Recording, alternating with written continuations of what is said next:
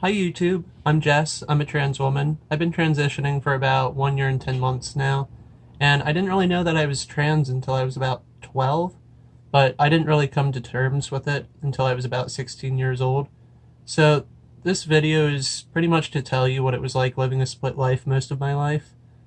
This is for people who feel alone or were looking for similar experiences, and for those who just want to understand trans people a little bit better, because there's really not too much information out there. Okay, let's get started by talking about my personal life.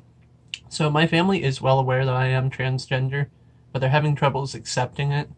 Now, I've been limited to the time in which I may express myself in a comfortable manner, and it's not only put stress on every single aspect of my life, but it's also put some stress on my extended family.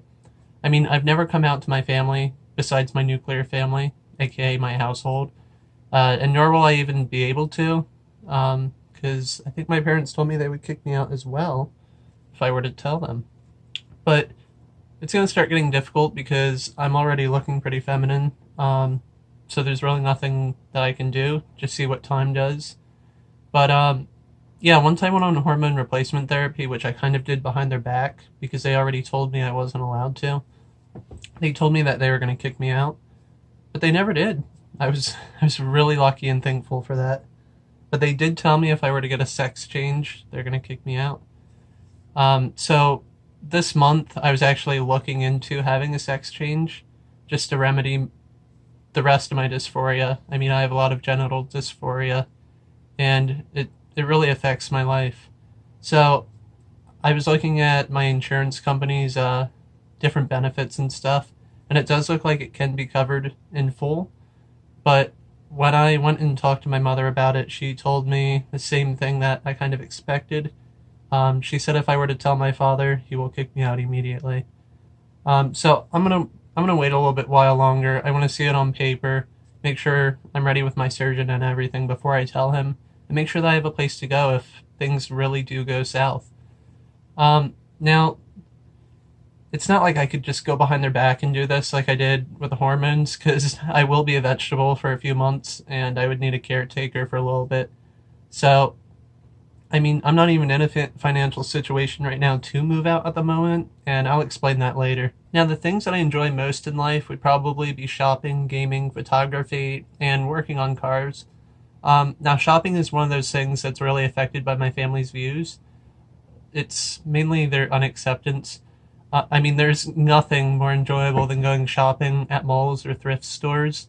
But in my teenage years, they kind of made me afraid to be myself. For then and even years after. Now, the few times that my mom went shopping with me and I was looking at women's clothes, she would carry a negative, disapproving look every single time. Just give a really negative vibe, like I'm doing the wrong thing and I should be shameful for what I'm doing. So that kind of messed up my relationship with her in the end so far. Because I always feel guilty or like everything's my fault whenever I open up to her. And that's no relationship to live, so I'm hoping she can become accepting sooner or later. Hopefully sooner, because this is getting ridiculous. Now, gaming was one of my earliest hobbies. Ever since I was 8, I'd play my dad's Game Boy all the time. I went from Nintendo consoles to a strict PC gamer, because, I mean, honestly, motion sickness was a big issue for me. I was used to games being super high frame rate, and then the next gen consoles suddenly sucked, so PC gaming was sort of a stepping stone for me to the internet. And honestly, the internet raised me. It kind of sounds pathetic, I know, but I'd be lying if I said otherwise. And it really did answer all the questions I ever had, um, with the option of immediately cross-sourcing information. Now, this to me was a perfect learning platform, and it's helped me learn a lot about myself and the world around me. Now, photography was inevitable. I mean, I'd always loved taking pictures and making horrible YouTube videos as a teenager. I even went to trade school and majored in photography and visual communications. Now, I have been unsuccessful this career so far, but I do plan to reignite my passion at some point soon. And my newest hobby is that being of cars. And oh, what a money pit it is. My second car was a Volkswagen Mark IV GTI. It was an '04. and it was the beginning of a horrible addiction. Not only did this car take all of my money and run, but it has caused me to get yet another car. So I'm slowly learning how to work on cars over time, but with the help of mechanic friends and simple trial and error, I'm starting to get the hang of it. So in the end, I do still have some friends standing by my side. I met one in first grade and the other in sixth. For the sake of their privacy, I'll call the one from first grade Paul, and then the one from sixth grade Gregory. We're still friends to this date. Now, Paul has always been into gaming and computers right along with myself. Now, we had sleepovers all the time, and we've actually always been really close. In middle school, he came out to me as being gay, a furry, and a brony. It was cool back then because honestly, I also thought I was a furry and a brony at the time as well. Now, I find this mesmerizing to this day because he actually came out as being trans last year, and I find it just so amazing that we kind of grew up the same type of life. I mean, we were obviously of different social classes, and he had more of a conservative family, but our upbringings were somewhat similar.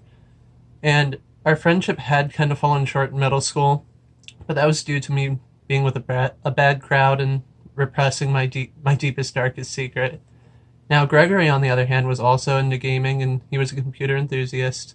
Now, I've grown closer to Gregory over time than I had when I was around with Paul. Now, I feel this was because Gregory was more open at the time to my lifestyle. I mean, I was a total stoner. Now, he was just the occasional smoker, but I was more of the daily smoker. And these lifestyle differences caused a little bit of a distancing for us. Now, for the past 3 years, I'd been chasing a girl that I'll call Rose.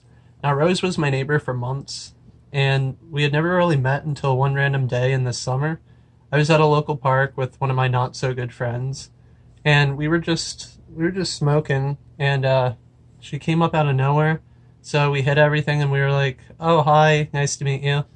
And we just shot the shit for a while, and eventually I asked her, "Hey, do you smoke?" She was like, "Hell yeah, I smoke." So we all smoked together, and I didn't see her for about a month. And then on the 4th of July, my neighbors were setting off fireworks, and it was crazy. I saw her across the parking lot watching them, and I was like, what in the hell? I know her. But we just kind of played this game. We kept avoiding eye contact and stuff and acting like we didn't even know each other. But eventually we got to talking to each other a few weeks later. We met up again and hung out. It turned out that Rose was actually my neighbor's daughter. We became really good friends, and eventually she just wanted to become more. And honestly, I wasn't really even looking at anything like that at the time. I mean, so I turned her down, and we continued to be friends. Now, at one point, I began to actually develop feelings back for her, but at this point, she already moved on, and it was like beating a dead horse. So this gave her coincidental revenge, so we went back to being friends. But I was the weak one in the friendship, and eventually told her, "Hey, we can't be friends, like, this is really awkward now. I'm sorry that I did this." So about a year later, we dated for a few weeks, and this actually ended with me going to jail. It actually became quite the mess in the end. Now, before jail, we both agreed that we did need a break from each other, and we haven't spoken since. Now, being myself in public actually tends to be one of the easier things for me to do. I mean, I've dressed as a woman secretly at night, or sometimes at friends' houses, but it was pretty covert, honestly, and I did this because my family would shame me if I were ever to be seen like that. And they never got to see me leave the house that way. It was awesome. Things worked out. And as of me turning 16, things started getting a little bit easier, and I've slowly been working into more women's clothing. And I just refuse to touch dresses or blouses right now because it's family stuff. So currently, I mean, I've pretty much fully transitioned. I mean, I wear women's bras, panties, jeans, socks at home and in public. And I've been on hormones for about 2 years now. And they're kind of androgynous things. I mean, nobody sees my bra. I mean, they know that I have breasts, but wearing a dress would really make them really uncomfortable. So I haven't done that yet. But like I said, I do have breasts now, and I have ever since I got out of jail. And it's made them a bit uncomfortable, and I think it's because of extended family. They're about to find out soon. They're going to know who I am. So I mean, all my friends know that I'm a trans woman, and I'm slowly becoming myself more and more because everyone's comfortable with me, and I've not forced anybody to use pronouns or anything. I've never been about that, unless they were actually comfortable with doing that by themselves. But things are slowly changing in these regards. I mean, all of my doctors and my legal associates use my proper pronouns and call me by Jess. I'm not even sure if Jess is a name for me yet, but it feels so much better than my birth name. So in school, basically all my schooling I've gravitated towards other girls. Now I had my first girlfriend in 5th grade. Kind of a joke, but I mean, I started having emotions, I guess, at that point. And all of my elementary friends, I mean, I only had one guy out of all of them. And when middle school came along, I had 2 guy friends. But I had so many girlfriends that I actually lost count. And the thing that I found strange, but now I understand, is that I envied other women.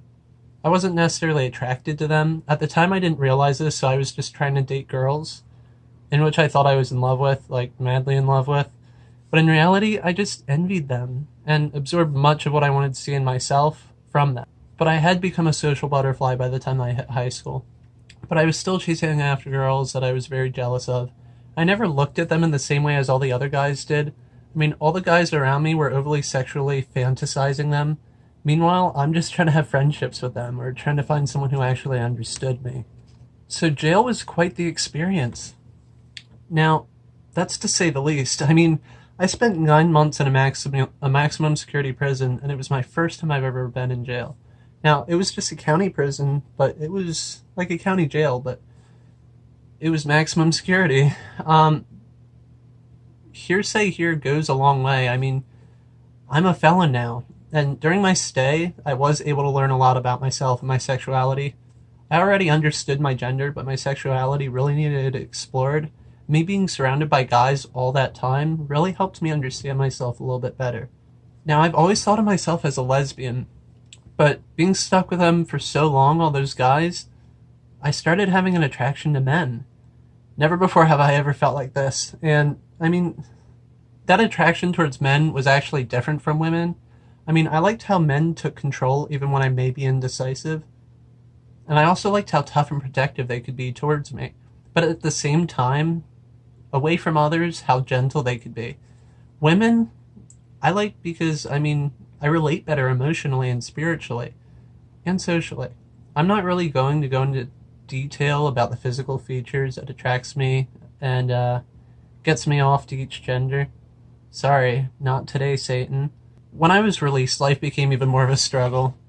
I mean, I've always had financial issues for one reason or the other, but now it's just ridiculous. Between monthly probation, car payments, fines, court-ordered appointments, and car insurance, I have no money to spend myself anymore.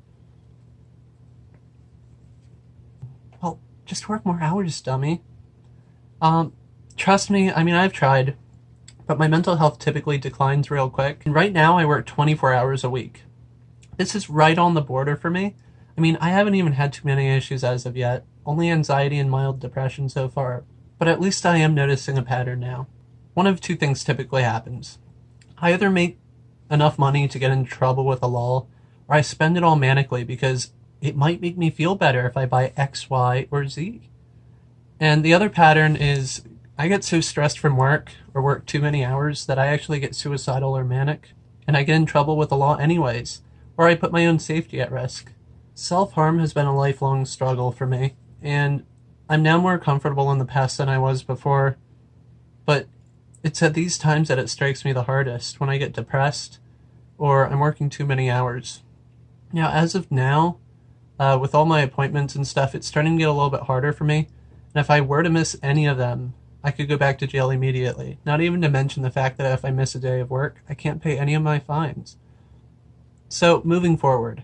Earlier this week, I got a new probation officer. So the officer I had before already used the pronouns she and her and the name Jess, but I've always presented androgynous.